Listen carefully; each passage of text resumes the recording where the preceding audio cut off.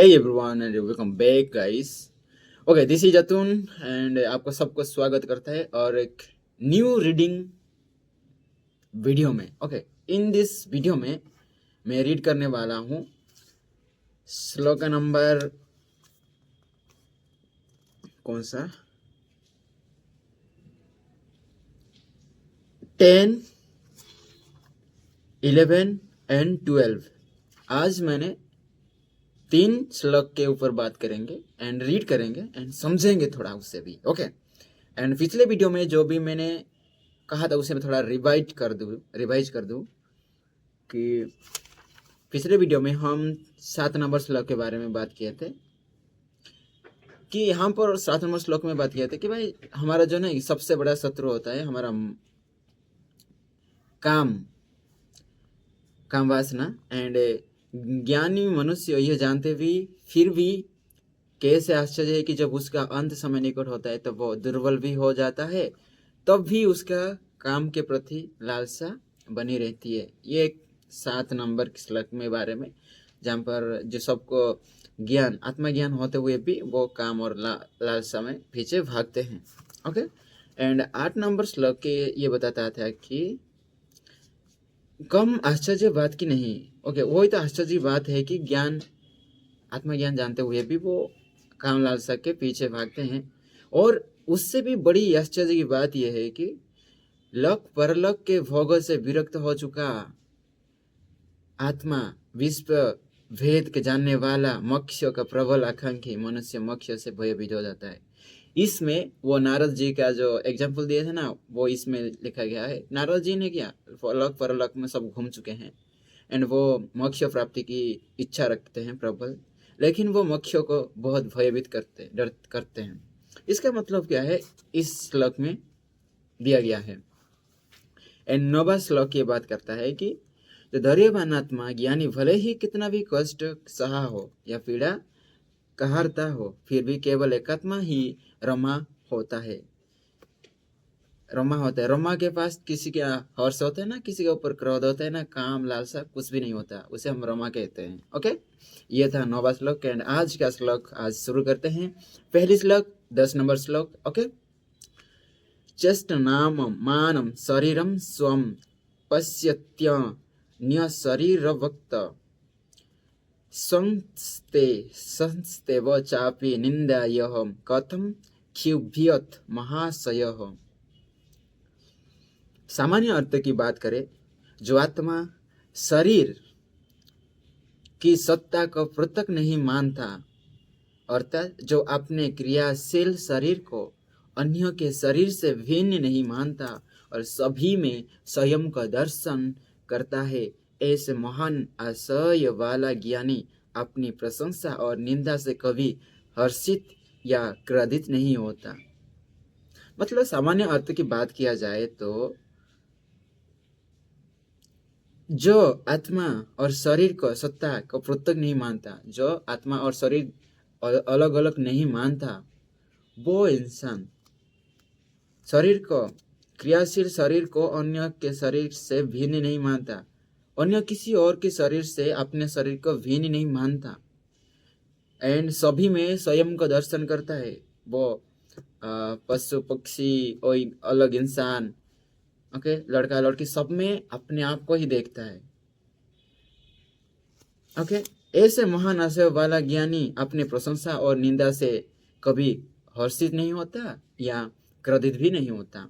Okay, विशेष विवेचना की बात किया जाए, यह हम अष्टावक्र आत्मज्ञानी के साथ शरीर के संबंधों का खुलासा करते हैं। वे पूर्व में कह चुके हैं कि दोनों पृथक है, अभी भी उनका आशय यही है, परंतु स्पष्टीकरण भिन्न है। शरीर आत्मा का साक्षी रूप है। आत्मा ज्ञानी शरीर से विरक्त रहता है पर उसका शरीर क्रियाशील रहता है। ज्ञानी शरीर को उसके कर्तव्य दायित्वों से नहीं रोकता, परंतु उसके विकारों से दूर रहता है। आत्मा से प्रीति उसे दोष रहित रखती है। उसका क्रियाशील शरीर केवल उसी तक सीमित नहीं रहता, बल्कि जड़ जीव से एकाकार हो जाता है, वह अन्य क्रियाशील शरीर को भी अपने शरीर में एकाकार देखता है।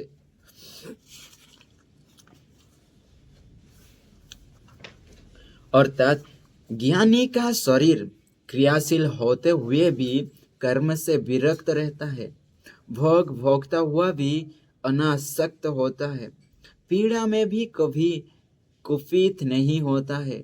उसकी दृष्टि में शाश्वत सत्य एक ही है कि आत्माबद्ध जीव जड़ और यह विश्व उसी से संचालित होता है। ओके, ये था श्लोक नंबर 10 के बारे में। एंड श्लोक नंबर 11 के बारे में बात किया जाए तो माया मात्र मेदम विश्वम पश्यन् विगत कौतुकः अपि सन्निहिते मृत्यु कथम त्रत्यस्ति धीरधीः। और सामान्य अर्थ की बात किया जाए तो जो मनुष्य किसी भी प्रकार के कौतूहल से विरक्त होता है, उसे यह समस्त विश्व माया रूपी लगता है। ऐसा धैर्यवान ज्ञानी पुरुष कदापि मृत्यु से भयभीत नहीं हो सकता। मतलब इस श्लोक में कहा गया है, जो मनुष्य किसी भी प्रकार के कौतूहल से विरक्त होता है, उसे यह समस्त विश्व माया रूपी लगता है। मतलब कुछ भी चीज है, सपोज किसी ने कुछ बोल दिया एंड उसकी छोटी सी बात पर मैं कुछ रिएक्शन दूं, तो मैं विश्व की माया, मुझे विश्व ना, if I give the reaction then I live in this world. Okay, इस माया रूपी मुझे लगेगा इस दुनिया। इफ आई धैर्यवान ज्ञानी पुरुष कदापि मृत्यु से भी भयभीत नहीं था। लेकिन सपोज मुझे मृत्यु से डर लगता है, मतलब मैं इस माया से, इस दुनिया के माया के पास में मैं क्या लगाव करता हूँ। ऐसा धैर्यवान जो ज्ञानी धैर्यवान पुरुष, वो मृत्यु से भी नहीं डरता। ओके, विशेष विवेचना की बात किया जाए तो जीव मरण धर्म है, पर आत्मा ज्ञानी और आत्मा अज्ञानी की मृत्यु में कुछ विशिष्ट अंतर होता है। अज्ञानी जन्म मरण के चक्र में फंसा रहता है, बार बार मरता जन्मता है, जबकि आत्माज्ञानी मरण के बाद अभागमन से मुक्त हो जाता है। यह मृत्यु के पश्चात निराकार होकर चिन्मय हो जाता है। वह तो तब भी था, फिर भी रहेगा। इसलिए ना वह मृत्यु से भयभीत होता है, ना मोक्ष का आकांक्षी। अज्ञानी मोक्ष की इच्छा रखता है, परंतु मृत्यु से भयभीत होता है। बिना मरे मोक्ष नहीं मिलता, ऐसा वह भी जानता है, पर जीवन का मोह नहीं छोड़ पाता। भले ही वो घोर कष्ट में हो, अशक्त हो, जीर्ण हो। अज्ञानी संसार के नाना प्रकार के दृश्यों को देखकर अचिंभित होता है और दूसरों का उपहास करता है। चमत्कारों में उसकी पूरी श्रद्धा होती है। इसके उत्तर आत्माज्ञानी इन सब कौतुकों में कोई रुचि नहीं लेता। ऐसे यह सब माया से प्रेरित लगता है, वह माया से तनिक भी प्रभावित नहीं होता, अतः उसे मृत्यु से कदापि भय नहीं होता। ओके, इस द समराइज ऑफ दिस श्लोक, 11 नंबर श्लोक की बात किया जाए तो इसमें बताया गया है कि जो अज्ञानी होता है, जो मनुष्य किसी भी प्रकार कौतूहल से विरक्त होता है, एंड वो उसे समस्त विश्व माया रूपी लगता है। एंड जो ज्ञानी पुरुष, धैर्यवान पुरुष, उसे मृत्यु से भी डर नहीं लग सकता। एंड ये तो सामान्य बात था। एंड उसकी विशेष विवेचना के ऊपर बात किया गया है कि जो आत्माज्ञानी इन सब कौतुकों में रुचि नहीं लेता, माया, काम, लालसा, इसमें ज्ञानी पुरुष को ना वो लिप्त नहीं कर सकता। एंड जो अज्ञानी होता है वो मोक्ष पाना चाहता है, लेकिन मृत्यु से डर लगता है। उसे पता है कि मृत्यु के बाद ही आपको मोक्ष मिलेगा, लेकिन नहीं, वो इस माया रूपी जिंदगी में, इस माया में फंस चुका है एंड उसे जीना चाहता है। एंड अज्ञानी जो पुरुष इस माया को चाहता है, वो मरने के बाद फिर जन्म लेता है, फिर जन्म लेता है, मरता है, जन्म लेता है।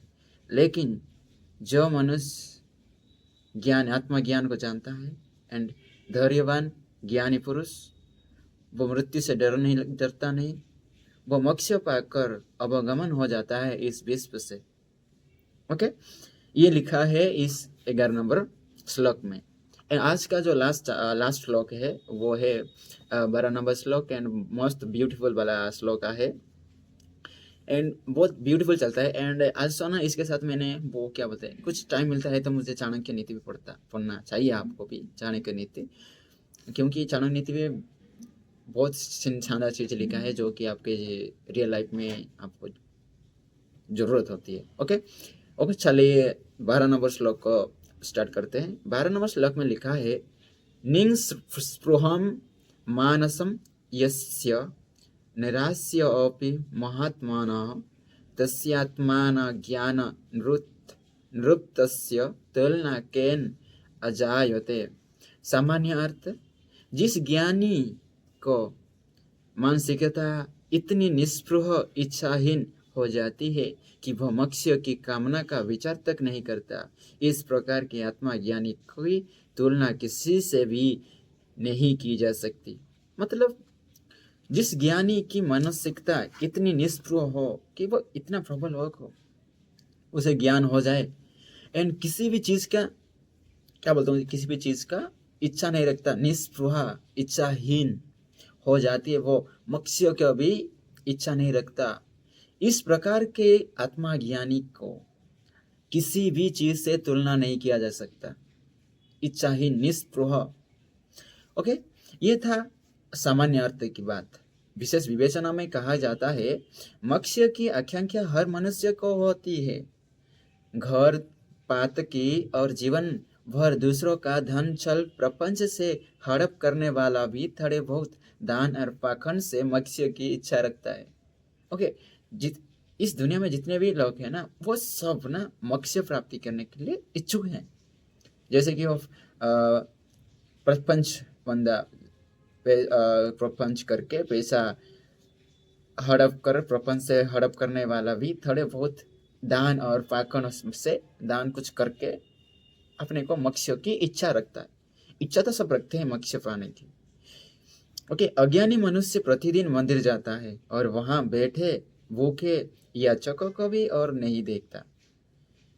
ओके, एंड इसमें और लिखा है, जो अज्ञानी मनुष्य प्रतिदिन डेली जाता है मंदिर तक, लेकिन मंदिर में जो बाहर बैठे होते हैं ना, जो भूखे याचक, उनको और थोड़ी नजर भी नहीं दिखता एंड बहुत सीधे भगवान की मूर्ति के पास जाकर माथा टेकता है और मोक्ष की प्रार्थना करता है। एंड वो सीधे मंदिर के अंदर जाता है, भगवान के पास अपना माथा टेकता है कि भगवान मुझे मोक्ष दिला दो। यह जीवन जीने की का ढंग है। वह माया जाल में इस प्रकार फंस गया है कि उसे सत्य का आभास तक नहीं है कि वह नितांत मोह के अधीन और अक्षम्य हो गया है, और उसे नहीं पता कि वो माया के चंगुल में फंस चुका है एंड वो नितांत मोह के अधीन है और अक्षम्य हो गया है, उसे पता भी नहीं है। इस प्रकार के अज्ञानी मनुष्य ने स्वयं को माया का दास बना लिया है और भौतिक सुखों में इसकी आसक्ति इतनी बढ़ गई है कि यदि उसके किसी थोड़े बहुत पुण्यों के प्रभाव से उसे मोक्ष देने का कहा दिया जाए और कहा जाए कि मोक्ष में शरीर नहीं मिलता, तो वह मोक्ष भी नहीं चाहेगा, क्योंकि बिना शरीर के उसे भोग कैसे प्राप्ति होंगे। बहुत तो शरीर के साथ भौतिक सुखों के भोग का आदि है और शरीर तो उसे मोक्ष भी अच्छा नहीं लगता। ऐसे इंसान क्या करेंगे कि मोक्ष कहा जाए कि उनको कहा जाए कि मोक्ष के बाद आपको ये शरीर नहीं मिलेगा, तो वो मोक्ष की इच्छा भी नहीं रखेंगे, क्योंकि जब आप शरीर आपके पास नहीं रहेगा तो आप भोग विलास कैसे करेंगे इस जिंदगी का। इस जिंदगी में क्या बोलते हैं उसे, मोह भोग कैसे प्राप्त होंगे?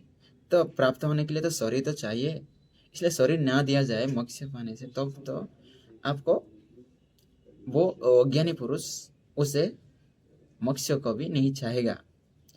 ओके, इसके इतर आत्मा ज्ञानी अपने आप में इतना एकात्मा हो जाता है कि उसे कभी मोक्ष का विचार तक नहीं आता। उसकी निस्पृहता सभी सूतल लोकों से भी ऊंची होती है। आत्मज्ञानी की तुलना किसी से नहीं की जा सकती है, वह सर्वश्रेष्ठ और अतुलनीय है। ओके, जो आत्मज्ञानी होते हैं वो इतना एकात्मा हो जाता है कि उसे कभी मोक्ष का विचार तक नहीं आता। लेकिन जो अज्ञानी होता है उसे मोक्ष की विचार आता है, लेकिन उसके साथ उसे शरीर भी चाहिए भोग विलास करने के लिए। ओके, एंड आत्मज्ञानी उसके निस्पृहता सभी सूतल लोकों से भी ऊंची है। जितने भी सूतल लोक होते हैं जो हमारे आत्मज्ञानी की ज्ञानी पुरुष के भी, वो बहुत उच्च होते हैं आत्मज्ञानी पुरुष। एंड आत्मज्ञानी का की तुलना किसी से नहीं की जा सकती, वह सर्वश्रेष्ठ हैं और अतुलनीय है। Never be never compared. Okay, आज के लिए इतना ही। एंड ये था आज के 3 श्लोक, एंड बहुत मस्त चले एंड most अच्छा लगा एंड ब्यूटीफुल सा श्लोक है। आज आपको समझ में आए तो बहुत सही है एंड आप अपने रिलेट कर सकते हैं। ओके ओके, मिलते हैं, तब तक बाय। एंड मिलते हैं फिर नई वीडियो के साथ और नई रीडिंग के साथ, नई श्लोक के साथ, नई चीज़ें के साथ। ओके, अपने फेस पे ना मुस्कान रखनी चाहिए हर वक्त। ओके, मुस्कान ऐसी चीज़ वो आपको, आपका मूड खराब हो तभी अब ठीक हो जाएगा। सब में सही काम करती है मुस्कान, एक मुस्कान। ओके, तब तक मिलते हैं, बाय एंड ख्याल रखिएगा अपना।